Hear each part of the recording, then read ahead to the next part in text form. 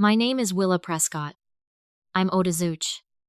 And the day my mother emptied my savings account, I sat in a hospital parking garage and laughed so hard a stranger asked if I was okay. Not from joy. My mother had demanded $18, $500 for my sister's wedding. I finally said no. 48 hours later, every dollar I'd saved for 7 years was gone, moved with the card I'd trusted her with while I was recovering from surgery. I laughed because I finally saw it clearly, the quiet machine my family had been running on me my whole life. What I did next cost me almost everyone I loved. But the next morning, my sister called me in a panic. And that's when it really began. Welcome back to Kitchen Table Diaries, where we sit with the moments that quietly rearrange a family, and the women who finally decide they've carried enough. If this ever makes you feel less alone, that's why we make these. Drop a comment and subscribe. Because what happened over the next month taught me this: love that keeps score was never love at all. And the person my family called selfish was the only one telling the truth. I'm a trauma nurse. Night shift. 11 years now. I'm good at being the calm one. I've had practice since I was 10. When my parents fought about money, I did the dishes to cover the sound.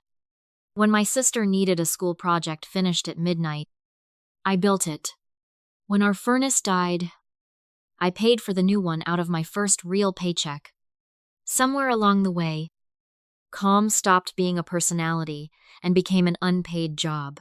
That spring, for the first time, I was letting myself want something for me. On my fridge, under a little lighthouse magnet, hung a mortgage pre-approval and a closing date, a sage green Craftsman on Birchwood Lane. Covered porch. A kitchen just big enough for a real table. I'd saved $18. $500 over 7 years of brown bag lunches and extra shifts. I used to drive past that house and slow down like it might notice me. I wanted a table where the only thing kept on it was a grocery list. I didn't know yet how long that table would sit empty, or what it would cost me to believe I deserved it.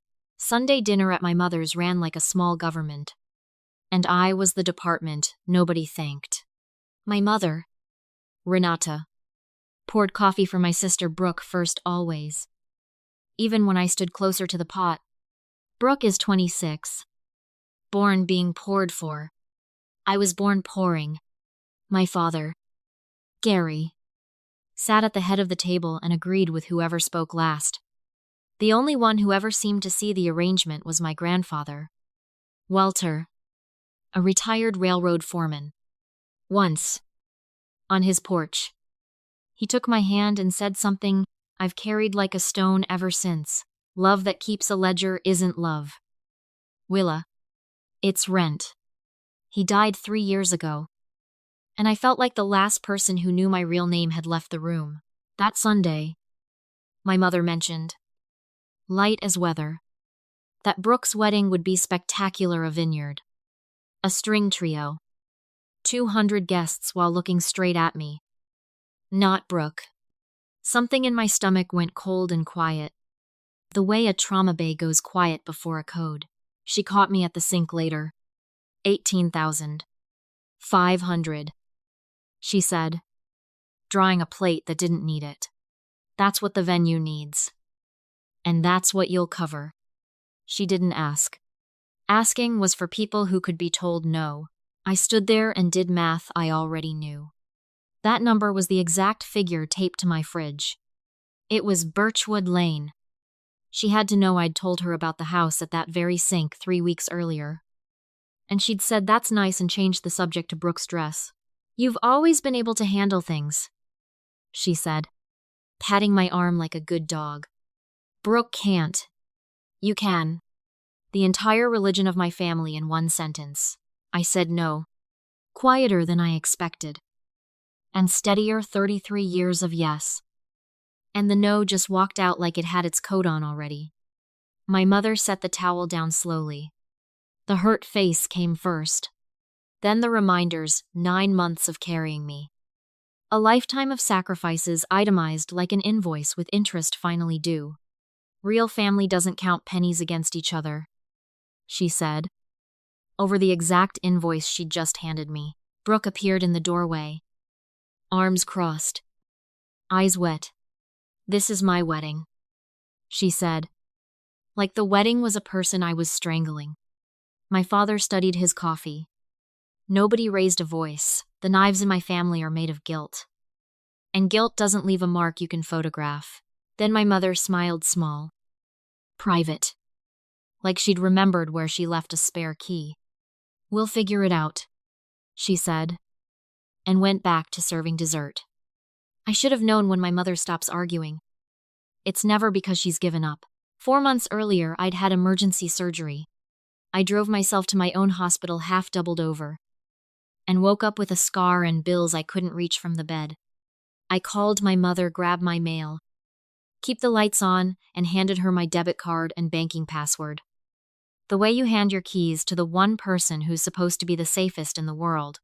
When I could think again, I changed my password. What I never did was cancel the physical card, or the account number she'd already written down. Why would I? She was my mother. 11 years of nursing has taught me the danger is almost never the stranger in the parking lot. It's the person who already has a key, a reason, and your own trust doing the deadbolt's job for free. The calls started Monday. My Aunt Denise first. Disappointed, in a child tone. "It's just a wedding." Willa. Then cousins. Then a family friend I hadn't spoken to since middle school, reminding me family is everything and money is nothing. Nobody asked why the responsibility was mine. That question didn't exist in my family any more than you'd question which way a river runs. I held on, but felt my grip slipping. Between calls, I'd check the down payment the way you press a bruise to make sure it's real. Closing was 17 days out. Still there, all $18. Woo-bye. I felt a small, foolish pride times you held the line. A bank text sat unopened while I finished a shift. I opened it 14 hours later. Still in scrubs. In the parking garage. An automated fraud alert. I logged in, expecting to send my down payment. My balance read $9. Sure, I found the transfer $18. Woo-bye. Sent 4 days earlier. To Hollow Creek Vineyard Events. Memo Times Deposit Prescott, Whitfield Wedding. The name on the recurring payment profile, the one saved in my own banking app. The one I never authorized read Times. Renata Prescott. My mother hadn't asked and lost. She'd decided the argument was beneath her. And taken it. If you've ever been the one everyone leans on, you already know the sound my chest made against that pillar. Comment, I've been there if this is landing. And subscribe, this story is only getting started. I didn't cry. I laughed. Doubled over against the pillar until my incision ached. I was, for the first time, awake. Every check I'd written, every no I'd swallowed, every Sunday I poured coffee. I was never poured. None of it was chaos or bad luck. It was a machine. And I'd been both its fuel and its fool. My grandfather's voice rose through the laughter times. Love that keeps a ledger isn't love. It's rent. I'd been paying rent to live in my own family for 33 years. And I'd just been evicted for finally reading the lease. The laughter drained out and left something colder. Not rage quiet. The same quiet I feel in a trauma bay when there's one right thing to do and no time to be afraid. I wiped my face and drove straight to my bank. I called my mother from the parking lot first. She answered cheerful, humming. I asked if she'd taken $18, $500 from my account. She didn't gasp or deny it, just sighed. The patient sigh of explaining the obvious to a slow child. I did what needed doing. You were being stubborn, and you can afford it. So I handled it. Then I gave you life. Willa, $18,000 is nothing next to that. You'll come around. You always do. That sentence finished it. She wasn't even angry. She genuinely believed she'd only redirected a resource to where it was needed more. Then Brooke needs it more than you do. Not deserves. Needs. As if she'd spent decades weighing her daughters on an invisible scale and finally read the verdict aloud. One of us, a person. One of us, a fund. She mistook my silence for the old surrender. Good girl, she said. I knew you'd understand. I hung up, walked into the bank, and asked to speak to someone about fraud, the fraud specialist. A tired young man named Marcus. I pulled up my account, and his face changed the way a nurse's does when the numbers stop being routine. Did I authorize it? No. Did I know who did? Yes? Ma'am. Do you want to open a fraud investigation with an amount this size? This becomes a police matter. A police matter. Detectives. Charges. My mother's name in a system that has no idea what a Sunday dinner is. He slid a form toward me, then decently gave me a way out. You could just dispute it as unauthorized. Get your money back. No report. A lot of folks do that when it's family. He said times, family times, like a soft landing, the same deal my whole family had been offering me my entire life. Keep it quiet. Take the refund. Let the machine keep running. I didn't pick up the pen. Not yet. I had one more thing to see first. My father was on my apartment steps when I got home. My mother had sent him. And she was worried. Willowbird, he said, cap in his hands. Don't do this. It's your mother. We don't do that to each other in this family. I asked what this family does do when a mother steals from her daughter. He looked at his shoes. She shouldn't have. He admitted quietly. But she did it for Brooke. You know how she gets about that girl. Then, sideways. The way true things slip out in careful families. She did the same thing to your grandfather. Near the end, with his pension, nobody made a fuss then. It all worked out. He heard himself too late and pressed his lips shut. But it was already out. She did it to your grandfather too. The floor of the story I thought I knew dropped out from under me, revealing an older one underneath. I drove to Brooks that night. She opened the door with a wine glass and not a trace of guilt. Because guilt requires believing you've done something wrong. You always land on your feet. She said, You don't even have kids. What do you need a whole house for? She'd known. Of course. Watched the deposit clear and asked no questions. It's my wedding. She said that shield again. Mom said you'd come around. There it was. A second time. My mother had built her entire theft on that prediction. Then Brooke. Proud. The deposit's non-refundable. 18.5. Locked in. She smiled my mother's exact private smile. And I watched the machine reproducing itself in real time. I left without finishing my sentence. There's nothing to say to someone who doesn't believe a crime occurred. Only something left to do. 2 days later, I sat across from Detective Alan Reyes. Unhurried. A man who'd heard every version of this story. My bank records were spread out. Highlighted the trail my mother left because it never occurred to her the fund might audit itself. It's clean, he said, which meant damning. Then he turned a sheet to face me and set his pen on top. Name the person who used your card. 33 years of keeping it in the family lived in that pen. I picked it up. I wrote. Steadier than my heartbeat times, Renata Prescott. My mother. The lightest I'd felt in years. And the heaviest. In the same breath, the ink wasn't dry when Brooke called. Already screaming. Filing the dispute had frozen the funds and flagged the vendor, who'd immediately released her wedding date and demanded a working card. The non-refundable deposit was gone. You have to fix this. She wailed, the old reflex. Hardwired even in panic.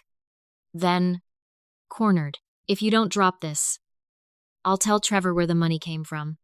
She didn't understand she'd just described the thing that would end her wedding regardless.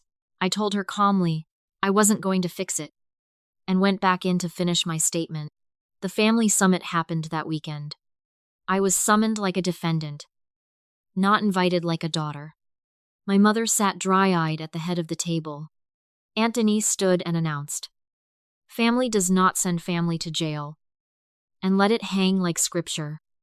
Nobody finished the sentence. Honestly, family doesn't send family to jail. But apparently family can rob family blind. The theft was never the crime in their eyes. My response to it was, I saw not one ally at that table. My mother had bet the whole family would circle the thief and cast out the robbed. She'd bet right, as I left. My great-aunt Sylvie, 82, caught my sleeve on the porch and pressed a scrap of paper into my palm. "Talk to Walter's lawyer." "Honey." Priscilla Okafor had a small office above the hardware store, and my grandfather's photo on her filing cabinet. "He talked about you," she said. "Sit down." She pulled out his real trust, not the simple will everyone assumed.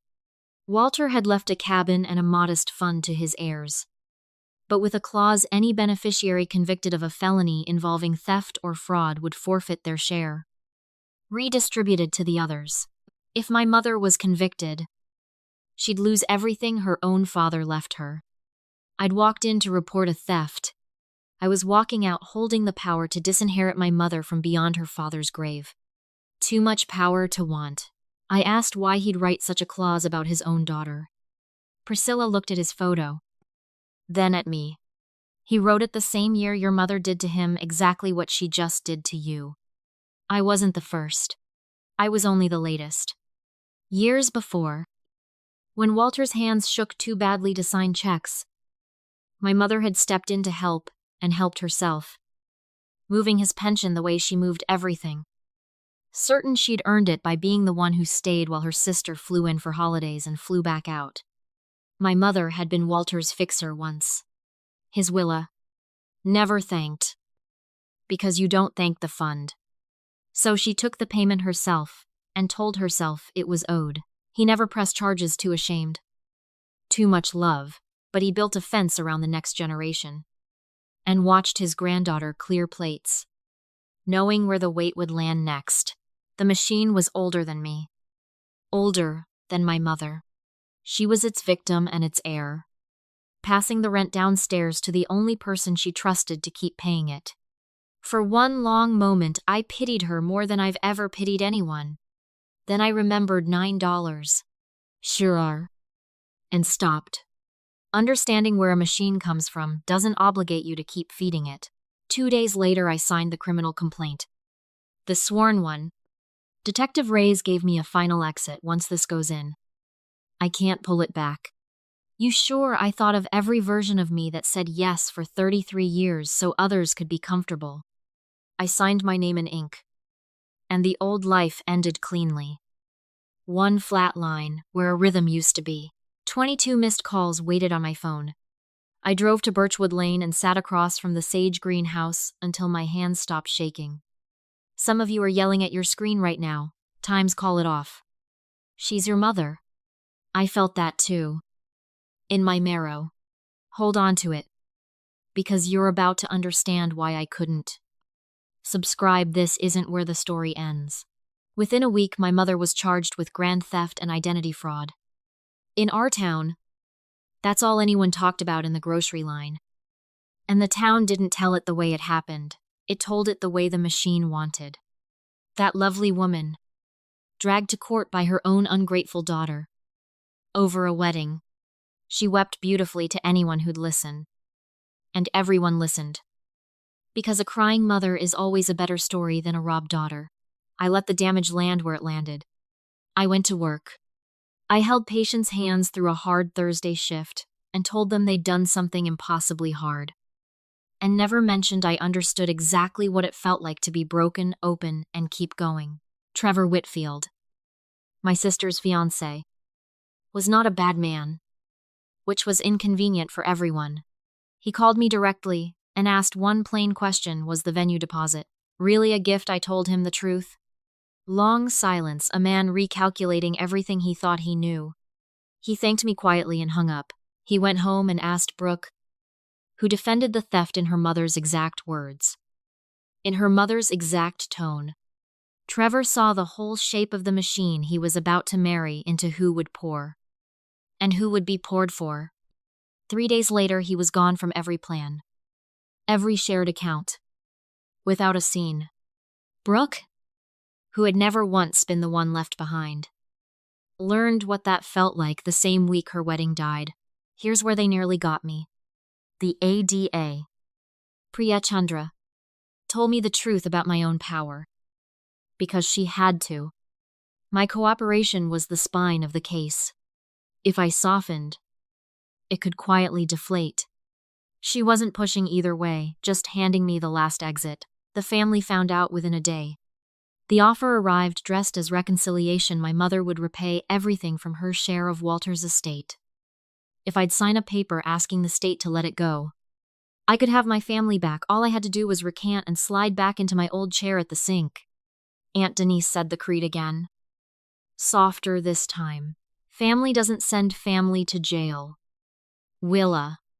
They left me alone in Priscilla's conference room with a pen. The same kind of pen. I noticed that the way you notice a knife. I almost signed it. Every cell in me. Trained for 33 years. Screamed to make it stop. Sign it. Take the money. Get your mother back. Your father. Your sister. The Sunday table.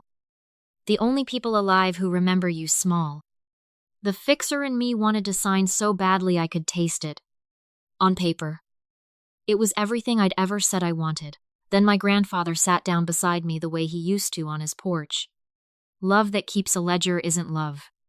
It's rent. I finally understood the whole sentence. If I signed, I wouldn't be buying my family back. I'd be paying rent again. The biggest installment yet. For the right to keep living in a house where my worth was measured by what I'd surrender. The welcome home wasn't a gift. It was a lease renewal. And it would come due again for the rest of my life. And someday, for someone smaller than me, I thought of Brooke, not that day's Brooke, but the Brooke of 10 years from now. At her own sink. Holding her own invoice. Telling herself it was owed. I set the pen down. I left the paper unsigned. Brooke came to see me before the hearing. Not to apologize. She didn't have the words for that yet, but because she had nowhere else to put her own collapse. Trevor was gone. The wedding was gone.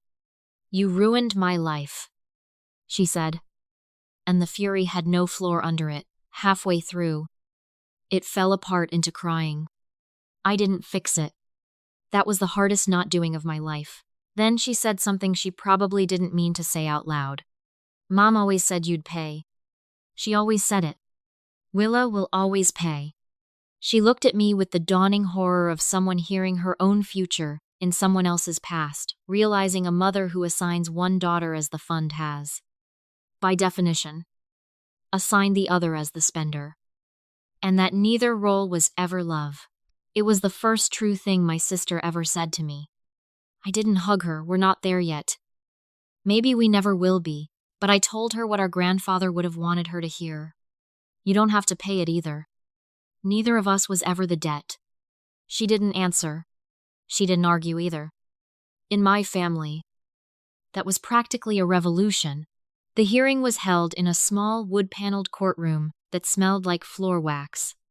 My whole family sat behind the defense table like a wall. My mother, soft gray cardigan, hands folded. The portrait of a wronged woman. 2 papers sat in front of me, the declination. Exit still open. And the truth. Already signed. Waiting for me to affirm it out loud. My mother found my eyes and looked certain. The way she'd looked at her own sink. The way she'd looked the day she smiled, her private smile. She was certain I would fold. She'd been right my whole life. Because I had never once made her wrong. Miss Prescott, do you wish to proceed? The judge asked. I stood. My legs held. My mother rose halfway. Her composure cracking. Willa, she said. Voice breaking on my name. Please. Family doesn't send family to jail. You're right. Mum. I said, steady.